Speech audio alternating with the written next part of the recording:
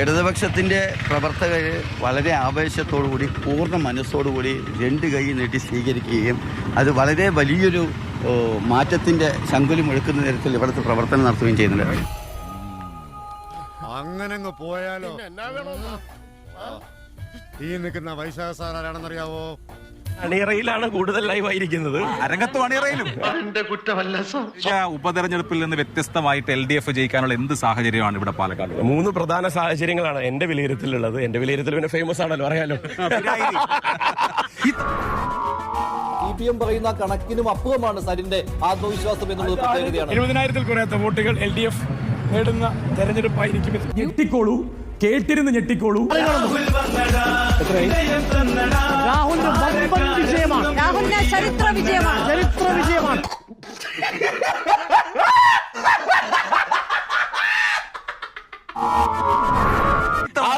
ഇത്തവണ പിരായിരി എണ്ണുമ്പോൾ അവസ്ഥ എന്തായിരിക്കും? എനിക്ക് തോന്നുന്നില്ല. എന്റെ കാര്യം പറഞ്ഞ നിങ്ങൾക്ക് നന്നാവാം. രമേശ് പിഷാരടി എന്ന് പറയുന്ന സ്ഥാനാർത്ഥിയെ UDF അവതരിപ്പിച്ചതിലൂടെ ഞങ്ങൾക്ക് ലഭിച്ചതാണ്.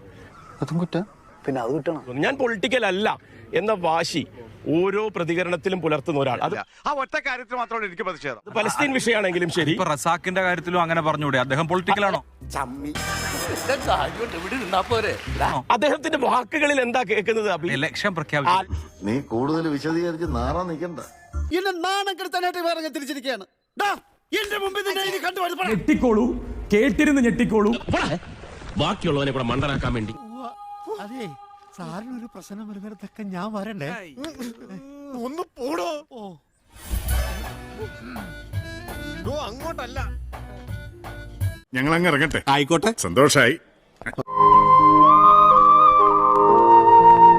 സബ്സ്ക്രൈബ് ചെയ്തേക്കണേടാ. പൊന്നു മോനെ.